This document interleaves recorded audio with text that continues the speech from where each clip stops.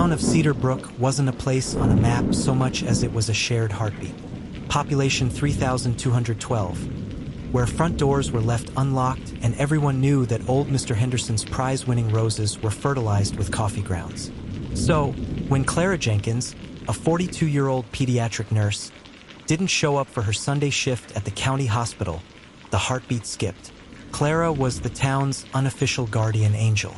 She'd administered vaccinations to most of the children in town and had held the hands of countless new mothers. Her disappearance was not just a mystery, it felt like a violation. The investigation began with the assumption of a random, monstrous act. Clara's silver Honda Civic was found abandoned at the trailhead of Pine Ridge Loop, a popular hiking spot just outside town. Her keys were in the dirt nearby.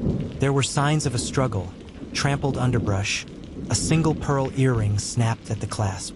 The community was paralyzed with fear. A predator was among them. Sheriff Ed Miller, a man who had coached Clara's son in Little League, led the search. For days, volunteers combed the dense woods. Vigils were held at the town church. The news vans descended, their satellite dishes a grotesque intrusion on the town's grief. The prevailing theory was a kidnapping, an abduction by a stranger passing through on the interstate. The first crack in that theory appeared a week later. Clara's phone, wiped clean of prints, was found in a storm drain 2 miles from the trailhead.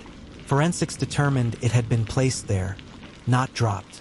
Felt deliberate, calculated. Then came the financial twist. A deep dive into Clara's life, standard procedure in a missing persons case, revealed a secret that stunned her family. The kindly nurse, known for her frugal lunches and sensible shoes, was drowning in debt. Over $80,000 in high-interest credit card loans. The statements showed frantic cash advances in the months leading up to her disappearance. The focus shifted from a random act to a personal one. Who benefited from Clara being gone? Her husband, Mark, was the obvious, painful suspect. A quiet, dependable electrician. He was the picture of grief.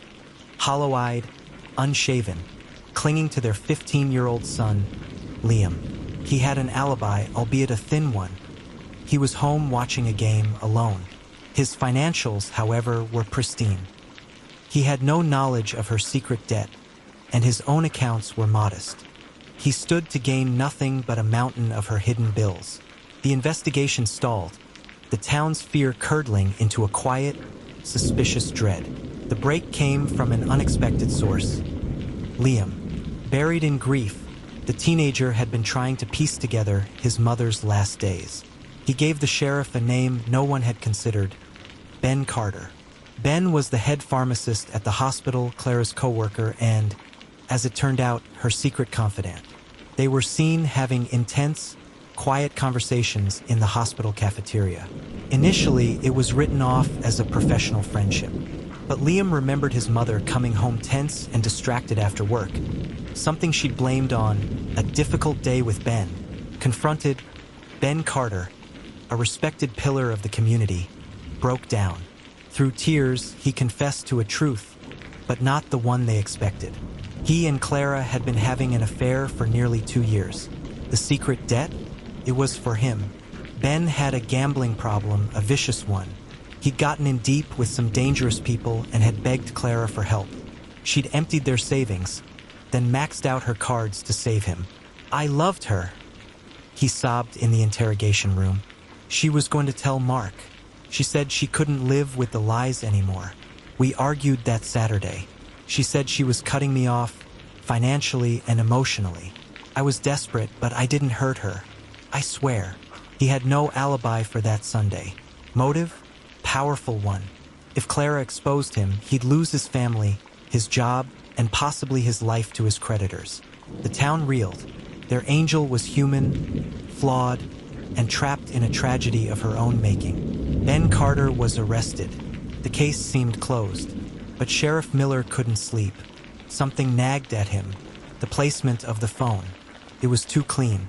If Ben had killed her in a panicked rage after an emotional argument, why stage a scene? Why not just bury her deep in the woods where she'd never be found? This felt like a performance, He went back to the one person he'd initially suspected, Mark Jenkins.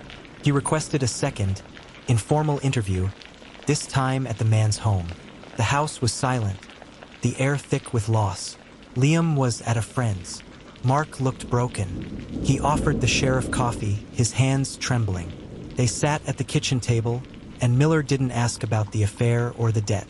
He just talked about Clara. He talked about the woman who loved sunflowers, who cried at car commercials, who sang off-key in the shower. And then, almost casually, the sheriff said, "You know, we found her phone in that storm drain on Oak Street. Smart place to put it. Let us write to the hospital, to Ben." Mark Jenkins went very still. The tremor in his hands stopped. He looked at the sheriff, and the raw grief in his eyes was suddenly replaced by something colder, sharper. "You must be relieved to have it wrapped up," he said, his voice flat. "I am," Miller said. "It's just the phone. We never told the press which storm drain it was. We just said it was found in town." "How did you know it was the one on Oak Street?" The silence that followed was deafening. It was the silence of a heart stopping, of a world collapsing in on itself. Mark didn't confess. He didn't need to. The lie had already been told. The pieces fell into place with horrifying clarity. Mark had discovered the affair, and the financial ruin likely just days before. His entire life, his image of his wife and their marriage, had been obliterated. The quiet, dependable man had been consumed by a rage so profound it demanded a perfect revenge. He hadn't killed her in a blind fury. He'd planned it. He'd staged the abduction at the trailhead. He'd planted the phone to lead the investigation directly to his wife's lover, the man he wanted to destroy for destroying him. He'd used the town's love for Clara as a weapon, orchestrating a tragedy where he would emerge as the grieving widower, and Ben Carter would be crucified. He never revealed where he hid Clara's body. He took that secret with him to his prison cell. In Cedar Brook, the locks on the doors stayed bolted. The mystery was solved, but the trust was gone. The community wasn't shattered by a random monster or a flawed angel, but by the most familiar face of all, the quiet husband next door, whose love, once broken, turned into the most calculated and devastating violence of all. The town's heartbeat never quite found its rhythm again.